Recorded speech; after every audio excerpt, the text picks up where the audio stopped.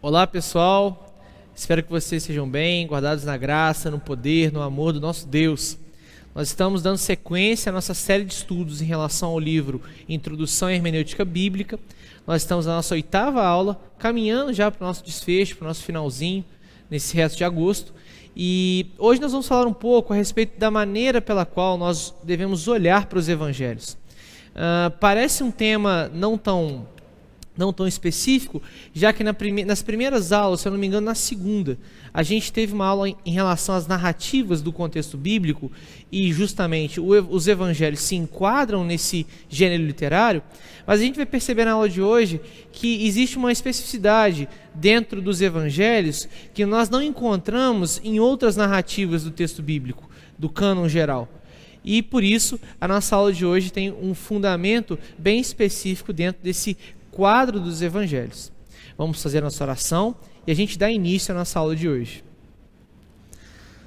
Amado Pai, Santo Deus, que o Senhor nos conduza nessa aula, que o Senhor, por meio da Tua Palavra, por meio do estudo da Tua Palavra, se revele para nós e que nós possamos ter um entendimento, Deus, das verdades bíblicas de uma maneira ainda mais forte, ainda mais reveladora, ainda mais relevante para a nossa vida. Que o Senhor nos conduza para a Tua glória, que o Senhor seja exaltado, seja glorificado por meio desse estudo. Essa é a nossa oração, no nome de Jesus Cristo. Amém. Bom, pessoal, quando nós falamos dos evangelhos, nós estamos falando, logicamente, dos 4 evangelhos. Nós temos ali Mateus, Marcos, Lucas e João. E dentro desses evangelhos, dentro dessas passagens bíblicas, desses conjuntos de passagens bíblicas dos livros, a gente percebe uma questão interessante.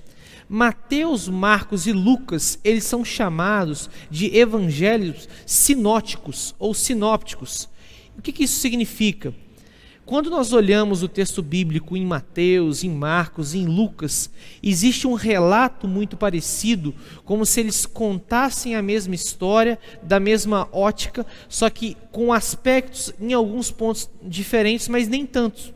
E isso faz com que a gente tenha uma grande diferença entre os evangelhos sinóticos, ou seja, Mateus, Lucas e Marcos, e João.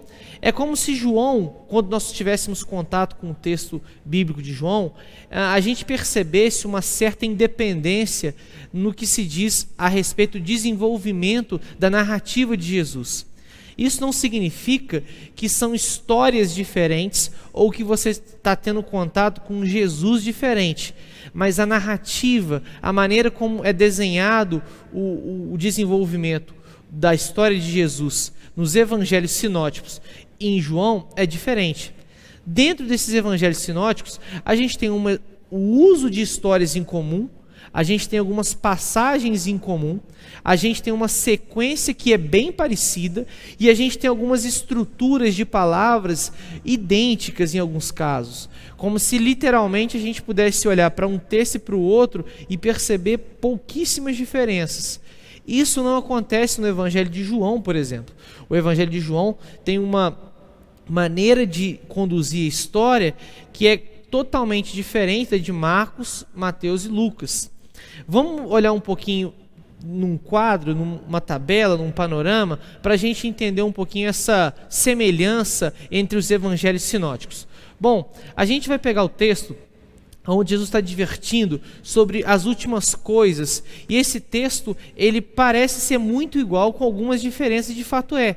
A gente tem o texto de Mateus 24, 15 e 16, Marcos 13, 14, Lucas 21, do 20 ao 21. E a gente percebe que o início deles é bem parecido, só que Lucas dá uma diferenciada. Ele acaba citando Jerusalém como uma maneira de dar algum detalhe a respeito do que está acontecendo. Jesus está advertindo os seus discípulos, o povo, a respeito da maneira pela qual eles identificariam que as coisas estariam chegando ao fim. E a gente vai perceber, no uso de Mateus, por exemplo, que ele vai ser um pouquinho mais simples, um pouquinho mais enxuto, mas mesmo assim permanecendo com as mesmas estruturas de palavras, mantendo uma certa ordem parecida com Marcos e Lucas. com exceção do quem lê e entenda, naquela quarta linha, e a gente percebe que existe uma sincronia, existe um segmento muito parecido. As palavras, inclusive, são muito parecidas. Na última linha, por exemplo, é praticamente a mesma frase, é praticamente a mesma sentença. Então a gente percebe que esses evangelhos sinóticos são a maneira pela qual Deus revela a sua palavra de forma parecida, com algumas estruturas de palavras parecidas, com algumas sentenças de frases parecidas, porém com alguns certos detalhes. E a gente vai entender nessa aula um pouquinho para frente por que é que nós temos 4 evangelhos e por que é que de fato esses 4 evangelhos eles têm alguns detalhes diferentes. Por que será então que Deus não nos deu apenas um evangelho contando toda a história? Esse é que é a beleza, a genialidade da gente ter essas 4 histórias. É justamente o âmago central disso. E hoje nós vamos entender um pouquinho a respeito disso.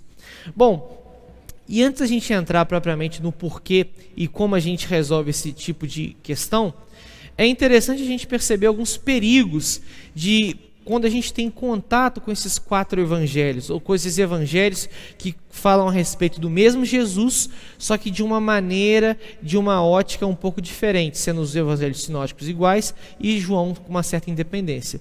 Bom, quando a gente percebe que existe um caráter histórico nos evangelhos, ou seja, que os evangelhos não são apenas um rito, um mito ou apenas uma história como uma fábula, mas são de fato uma história que realmente aconteceu, a gente pode cair no perigo ou pode ter contato com um tipo de risco que é observar os evangelhos apenas com um sentido puramente histórico, ou seja, contemplar aquela realidade, aqueles fatos que ocorreram puramente pela história, história pela história, como se dentro dos evangelhos a gente conseguisse encontrar um Jesus histórico que fosse suficiente para a nossa fé. Como se de fato dentro dos evangelhos os relatos fossem como uma biografia de Jesus. Isso é um perigo e é um equívoco, porque quando nós olhamos para um Jesus histórico, nós esbarramos em algumas limitações dentro da revelação de Deus para a nossa época, para a nossa vida. Por quê? A biografia necessita de alguns dados, de algumas questões que Deus não se propôs a revelar. Então nós vamos perceber que os evangelhos não têm a intenção, não se propõem em ser uma biografia de Jesus ou apenas em contar uma história no sentido puramente histórico. E talvez seja por isso que muitas pessoas têm algum tipo de problema na sua maneira de enxergar Jesus. A gente percebe que tem pessoas que entendem Jesus apenas como um ser histórico, apenas como um profeta histórico, justamente porque observam nos evangelhos apenas, puramente, única e exclusivamente o sentido histórico deles. Por outro lado, a gente tem o risco, ou a gente corre o risco também, de perceber nos evangelhos um sentido puramente espiritual, como se o sentido histórico não fosse relevante, ou como se ele nem existisse. E a gente percebe que tem vários segmentos religiosos que entendem os evangelhos apenas como uma boa lição espiritual, apenas como uma boa lição moral, e isso excluindo o fator histórico, excluindo a veracidade dos fatos que aconteceram ali. E isso é um perigo, porque se de um lado a gente transforma Jesus num ser histórico puramente, e a gente vai atrás o tempo todo de um Jesus histórico, no sentido puramente histórico dos evangelhos, nesse âmbito, olhando puramente para o lado espiritual, a gente cai no perigo de transformar a figura, a pessoa de Jesus apenas em um mito, como se isso fosse aqueles contos de mitos de origem de algumas civilizações, como nas civilizações antigas do Oriente Próximo, ali da Babilônia e tudo mais.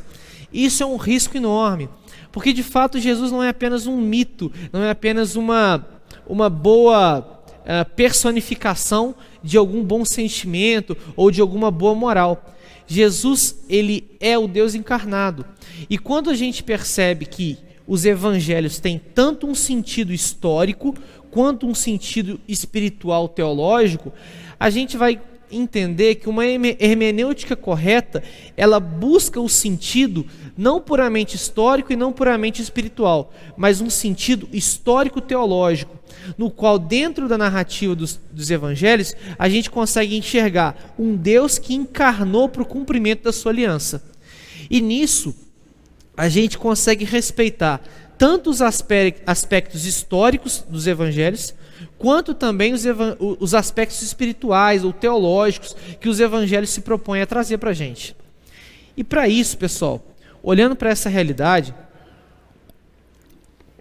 escapando desses dois extremos que são tão perigosos, que impedem a gente de enxergar, a gente percebe que o efeito que, quando nós enxergamos os evangelhos no seu sentido histórico-teológico, o efeito disso é que nós conseguimos contemplar uma narrativa teológica que não só se propõe em contar uma história nos seus mínimos detalhes, mas em contá-la para que o seu leitor, para aquele que está tendo contato com essa literatura, converta o seu coração para aquele Deus, ou se converta.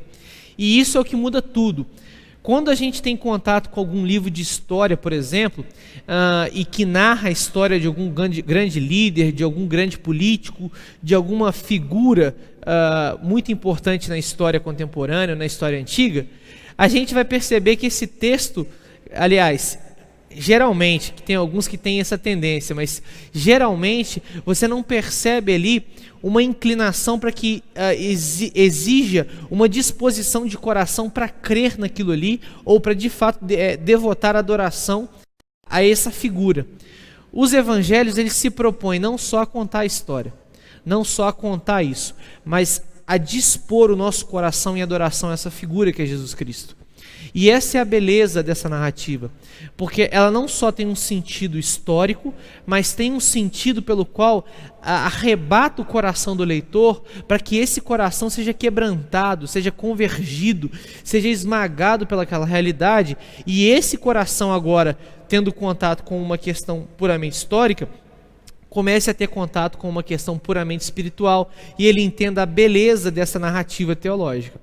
Por isso, é necessário que a gente compreenda que, de fato, os evangelhos, eles contêm uma natureza, ou seja, existe um âmago, um núcleo dentro dos evangelhos. E quando nós atingimos esse núcleo por meio de uma hermenêutica correta, por meio de uma interpretação correta do que está acontecendo ali, sendo equilibrado nesse ponto, a gente vai perceber que a obra de Jesus é evidenciada, a mensagem de Jesus também é evidenciada e a pessoa de Jesus também. Isso significa que, de fato, nós, quando contemplamos os evangelhos na sua integridade, preservando seu caráter histórico e seu caráter espiritual teológico, a gente vai ter contato com mais fidelidade a quem de fato Jesus é, a mensagem que Jesus trouxe e as obras que Jesus realizou. Ou seja, por que ele realizou isso, por que ele falou isso e por que ele é quem ele diz que é.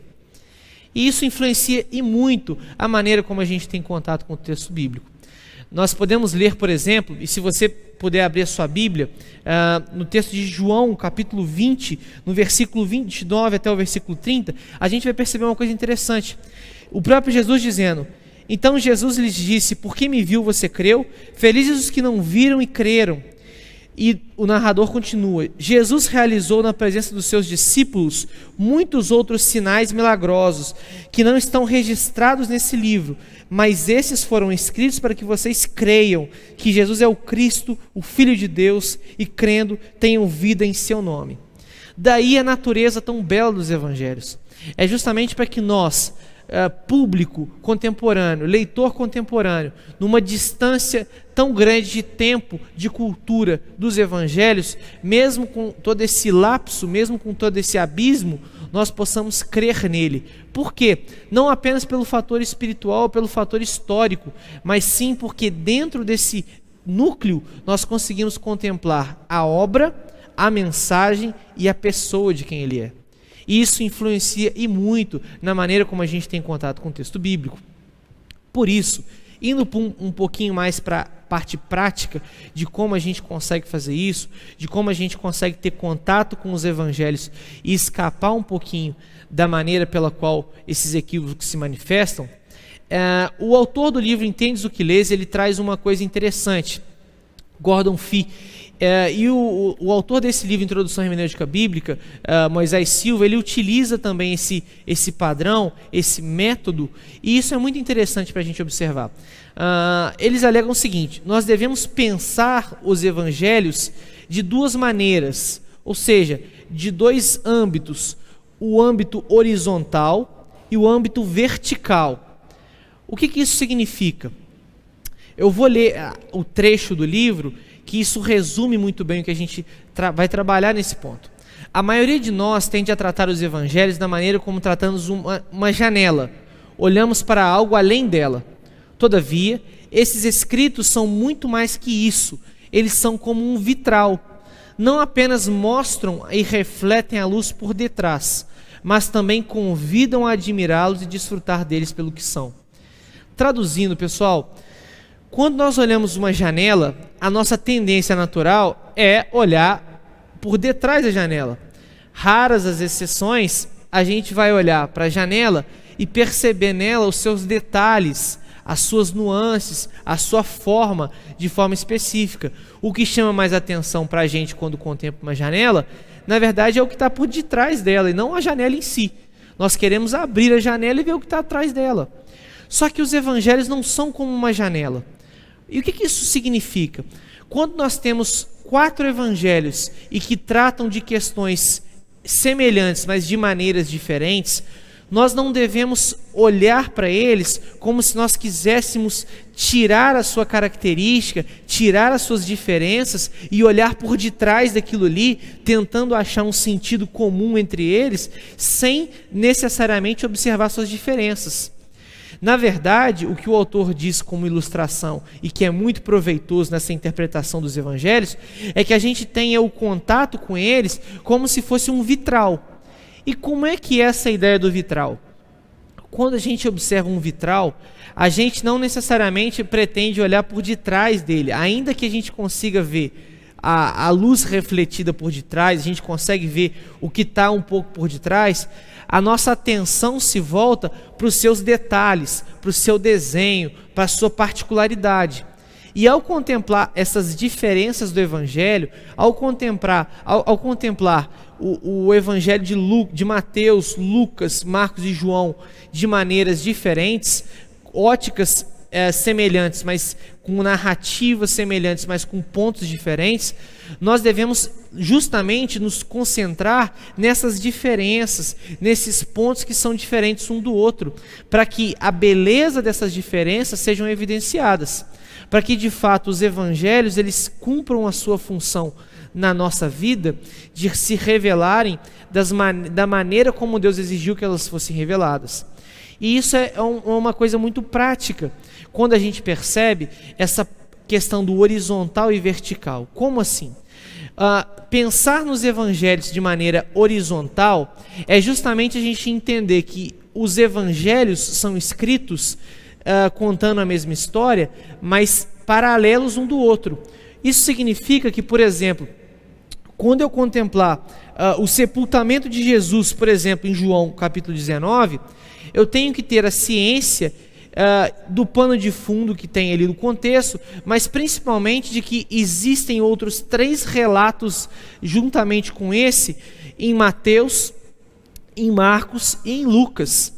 Claro que nem todas as passagens que tem em João, elas estão contidas em Marcos, em João, em Lucas e em Mateus, mas as que tem, as que nós conseguimos contemplar uma paralelidade, é necessário que a gente observe isso. Por isso que quando a gente entende que tem uma passagem em João, e existe também essa passagem em Lucas, e existe em Mateus, e existe em Marcos, é interessante a gente pegar essas passagens e compará-las, e não apenas olhar por detrás delas. Esse é o sentido horizontal, é você colocar um do lado do outro, daí vem o horizontal, como se fosse um horizonte no qual os 4 evangelhos estão se dispondo um lado a lado do outro. Por isso, essa prática de comparação dos evangelhos, ela nos ajuda a entender um pouquinho mais a sua realidade espiritual e a sua realidade histórica. Por quê? Dentro de cada evangelho, tanto de Mateus, Lucas, Marcos e João, a gente percebe um público-alvo, alguém para quem eles se dirigiram.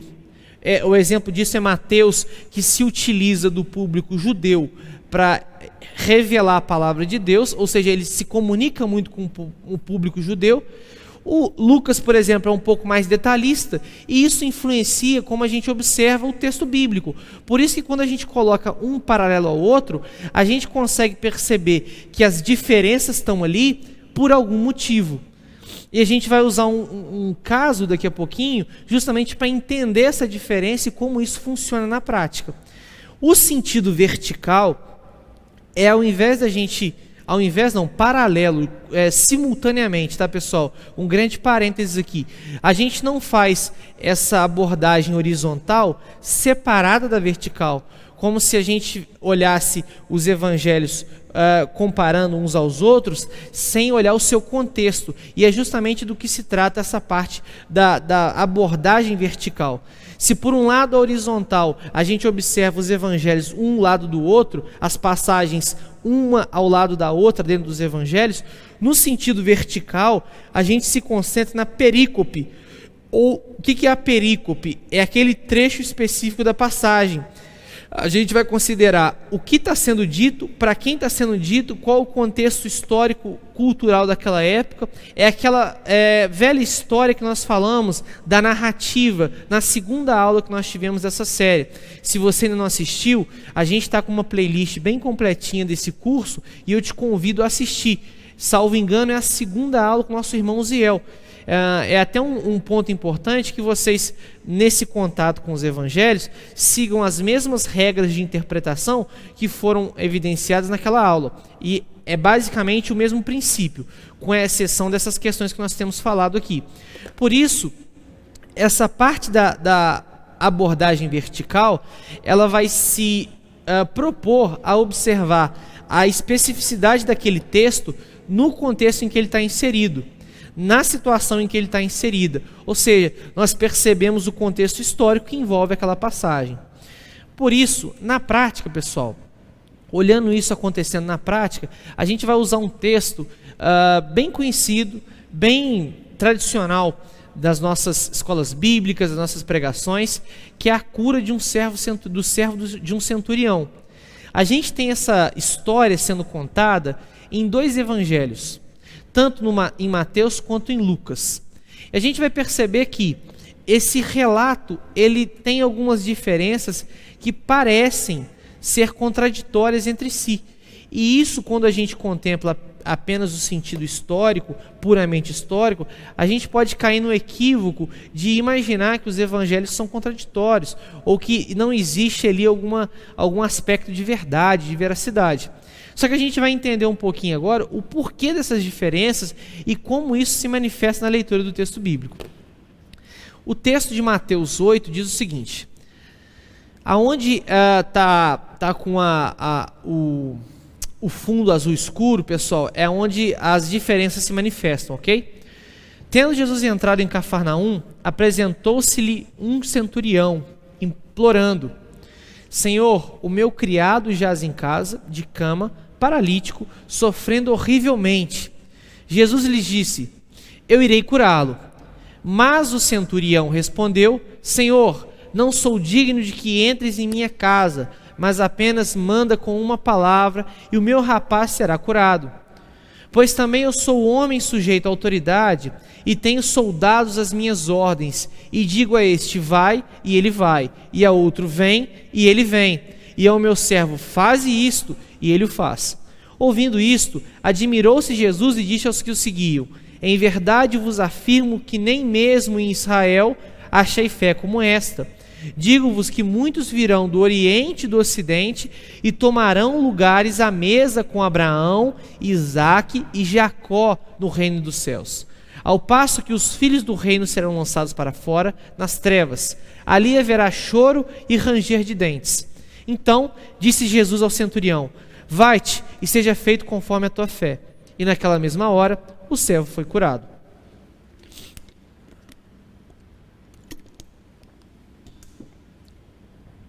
Pessoal, vamos fazer a leitura de Lucas logo em seguida, para justamente a gente compreender essas diferenças. Tendo Jesus concluído todas as suas palavras dirigidas ao povo, entrou em Cafarnaum. E o servo de um centurião, a quem este muito estimava, estava doente, quase à morte. Tendo ouvido falar a respeito de Jesus, enviou-lhe alguns anciãos dos judeus, pedindo-lhe que viesse curar o seu servo. Estes, chegando-se a Jesus, com instância lhe suplicaram, dizendo: ele é digno de que lhe faças isto, porque é amigo do nosso povo, e ele mesmo nos edificou a sinagoga. Então, Jesus foi com eles, e já perto da casa, o centurião enviou-lhes para lhe dizer: Senhor, não te incomodes, porque não sou digno de que entres em minha casa. Por isso, eu mesmo não me julguei digno de ter contigo. Porém, manda com uma palavra, e o meu rapaz será curado. Porque também sou homem sujeito à autoridade, tenho soldados às minhas ordens. E digo a este, vai, e ele vai. E ao outro, vem, e ele vem. E ao meu servo, faze isto, e ele faz. Ouvidas essas palavras, admirou-se Jesus dele, e voltando-se para o povo que o acompanhava, disse: afirmo-vos que nem mesmo em Israel achei fé como esta. E voltando para casa, os que foram enviados encontraram curado o servo. Pessoal, essa parte em amarelo é uma parte que esse detalhe ele nem se encontra no livro de Mateus. E aí a gente vai comparar a diferença desses dois textos. Por quê? Se em Mateus a gente percebe que o centurião foi até Jesus, em Lucas a gente percebe uma coisa diferente. Na verdade, o centurião envia alguns anciãos judeus para ir até Jesus.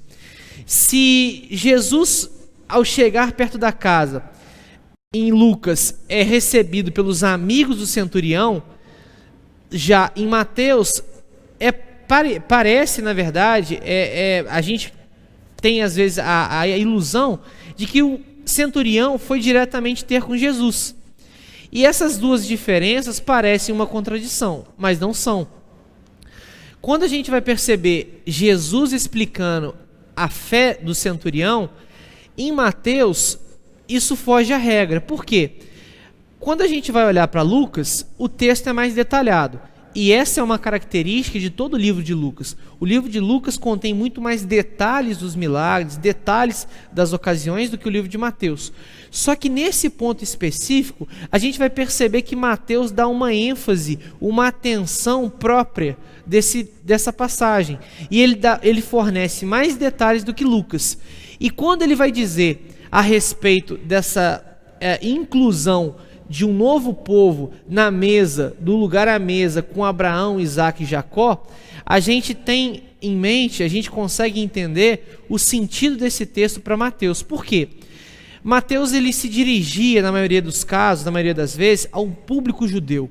E necessariamente quando a gente olha para um sentido vertical, ou seja, quando a gente contempla esse texto num sentido vertical, olhando para o seu contexto histórico, a gente vai perceber o porquê dele ter usado essa expressão Abraão, Isaac e Jacó. E aí, daí a gente consegue entender o porquê da diferença narrativa para o texto de Lucas. Por quê? Se Lucas não se propõe a conversar com o povo judeu com a mesma ênfase de Mateus, logo é descartável para ele esse detalhe. Isso não significa que isso não aconteceu, essa fala de Jesus não aconteceu, mas significa que Lucas, o autor de Lucas, na sua inspiração divina, ele não recebeu da parte de Deus a autorização e a direção para esse detalhe, porque o público específico do Evangelho de Lucas não era aqueles judeus que foram alcançados por meio desse texto. E quando a gente vai ver esses detalhes do servo do centurião, dos amigos do centurião, da maneira como os anciãos foram até Jesus, a gente percebe que os detalhes de Lucas são específicos pela sua maneira de contar a história. E isso tem uma finalidade ao seu público, da mesma maneira, ao passo que Mateus também tem a sua finalidade, pela qual nós conseguimos ver essa descrição do movimento de outros povos a sentar à mesa com Abraão, Isaac e Jacó. Por isso, quando nós comparamos esses textos, ou seja, no sentido horizontal, a gente percebe as diferenças, ou seja, o sentido horizontal, ele serve justamente para a gente contemplar essas diferenças. Mas quando a gente contempla o sentido vertical, a gente entende o porquê dessas diferenças. Então, essa beleza, ela se dá justamente porque os evangelhos, eles têm um sentido horizontal, ou seja, o seu sentido mais próprio, mais teológico, mas eles também têm o seu sentido histórico, específico daquele livro. Por isso, entendendo essa realidade, outra ferramenta que pode nos ajudar a contemplar essas passagens, a contemplar essa tensão, é justamente uma questão que se revela ou se manifesta de maneira muito evidente nos evangelhos. É um conflito de cosmovisões. Por quê? Se por um lado a visão judaica do reino de Deus se manifestava bem dividida, ou seja, se por um lado os judeus esperavam a vinda do Messias para de fato encerrar uma era antiga e iniciar um novo tempo, a gente vai perceber que a maneira pela qual os cristãos creem em Jesus e como Jesus falou a respeito do seu reino é um pouco diferente. E quando a gente contempla esse sentido horizontal e o sentido vertical, a gente consegue entender que uma grande chave hermenêutica, uma grande ferramenta para se entender o texto bíblico nos evangelhos é justamente essa diferença o tempo todo sendo evidente entre a maneira pela qual os judeus viam o Messias, o reino de Deus, e a maneira pela qual de fato quem era o Messias ou o que era o reino de Deus. Por que isso? Se nós conseguimos olhar a vinda de Jesus como um acontecimento único na história, a gente percebe que o reino dele vai avançando de forma progressiva. O reino de Deus, ele se instaura nesse mundo, ele é inaugurado, mas as benesses, os proveitos desse reino não são experimentados de forma imediata, mas sim de forma progressiva. À medida que o tempo avança, à medida que a história avança, mais perto chega a segunda vinda de Jesus e a restauração de todas as coisas. Então a gente percebe que existe uma tensão entre a era antiga, ou seja, o tempo antes da vinda do Messias, e a vinda do Messias. Isso para os judeus era inconcebível. Isso para o judeu era inviável. E essa tensão dentro dos evangelhos é vista o tempo todo. Inclusive nessa passagem que nós lemos de comparação a respeito no início dos evangelhos sinóticos, nos revelam isso. Por quê?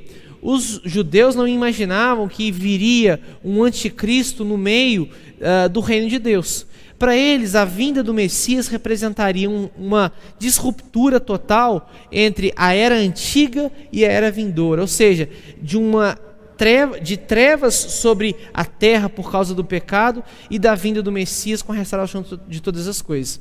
Quando Jesus vai falar acerca do reino dele, é justamente esse problema que os evangelhos revelam entre a cultura local, o contexto histórico e Jesus. Por quê? Jesus vai definir o seu reino não apenas como uma maneira terrena, não apenas como um reino político, mas como um reino eterno. E isso implica que, de alguma maneira ou de outra, essa era antiga, esse reino das trevas, ainda subsiste temporariamente dentro do reino de Deus por um breve tempo. Por causa justamente desse ponto, é que nós vemos esses debates, essas questões entre os judeus não conseguirem enxergar em Jesus o Filho de Deus.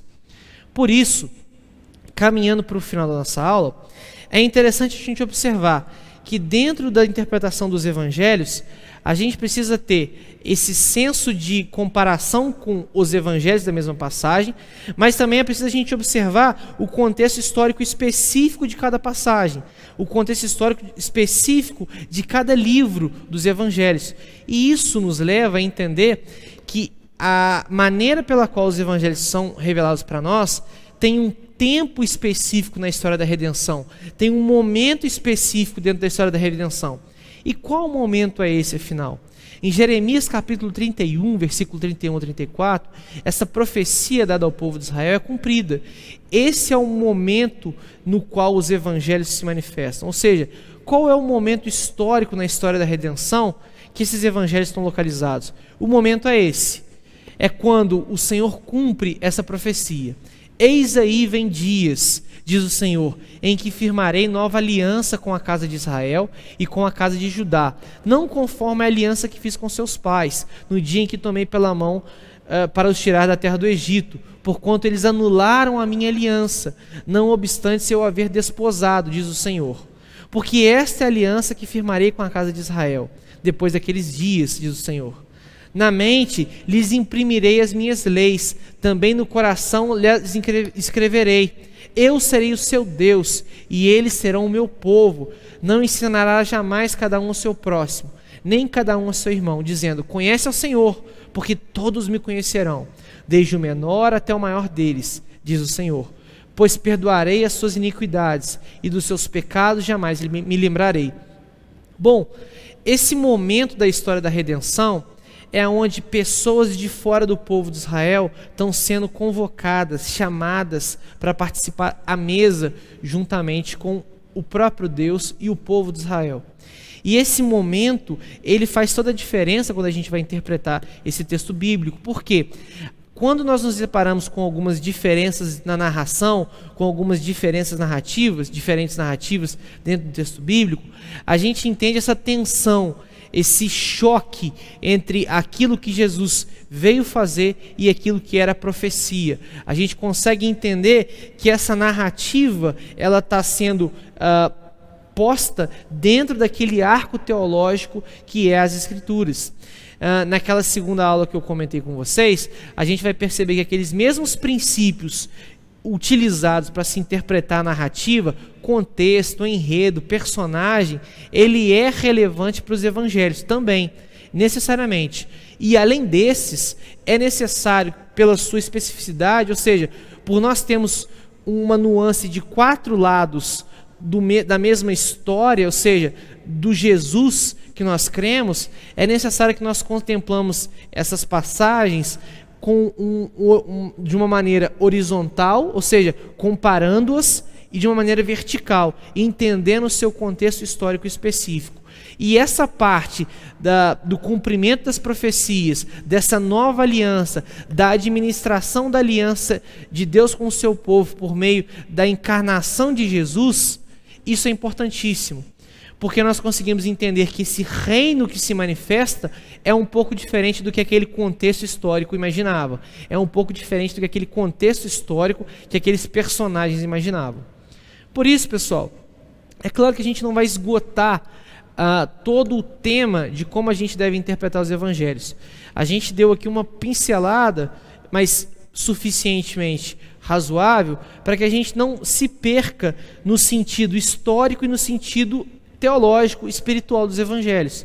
A gente consiga ter aquele equilíbrio para não se perder num Jesus histórico, tentando achar raízes históricas para crer em Jesus, e nem se perde apenas num sentido espiritual, negligenciando que Jesus de fato existiu historicamente e que aquelas questões aconteceram de verdade.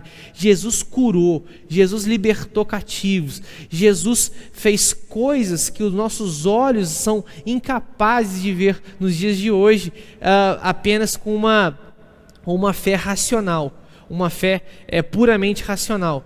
Então, a ideia de que esses evangelhos têm esses dois âmbitos é sustentada justamente por esse momento histórico da história da redenção, no qual as profecias são cumpridas e Jesus de fato é revelado Filho de Deus. Por isso, qualquer dúvida que você tenha ficado, qualquer probleminha, qualquer ruído entre aquilo que foi passado e aquilo que você chegou na conclusão, não se sinta envergonhado, não se sinta talvez um pouco distante, apesar desse momento nosso de gravações, de aulas online, mas nos mande uma mensagem, pode entrar em contato comigo ou com o Ziel, que nós estamos disponíveis, nós estamos felizes demais até de poder ter esse tempo com vocês de respostas das dúvidas, de tirar dúvidas. Então não se sintam constrangidos, podem mandar mensagens, podem perguntar, e isso é até importante, porque se ficou alguma dúvida, se ficou algum ponto mal explicado, é necessário que você tenha essa compreensão total. Então, fique à vontade, manda uma mensagem no WhatsApp, no grupo de nossa igreja você consegue o nosso contato, ou então pode mandar uma mensagem para o nosso canal de YouTube, que as pessoas que administram nossa rede fazem essas mensagens chegarem até nós. Bacana? Para encerrar, vamos fazer nossa oração e aí a gente encerra a nossa aula de hoje. Amado Pai, Santo Deus, obrigado pela Tua graça em nos sustentar no meio dessa aula. Obrigado porque nós percebemos, Pai, que os evangelhos eles são escritos de maneira diferente para o cumprimento da Sua revelação, Pai. Para que o Senhor seja conhecido, seja glorificado, seja revelado em diferentes contextos. E que o Senhor nos ajude, Deus, a entender essa beleza, a entender a genialidade desses evangelhos. Que nós possamos, quanto crentes, Deus, interpretá-los da maneira correta e vivê-los da maneira como o Senhor nos exige. Essa é a nossa oração, no nome de Jesus, amém. Obrigado pela paciência e até a próxima.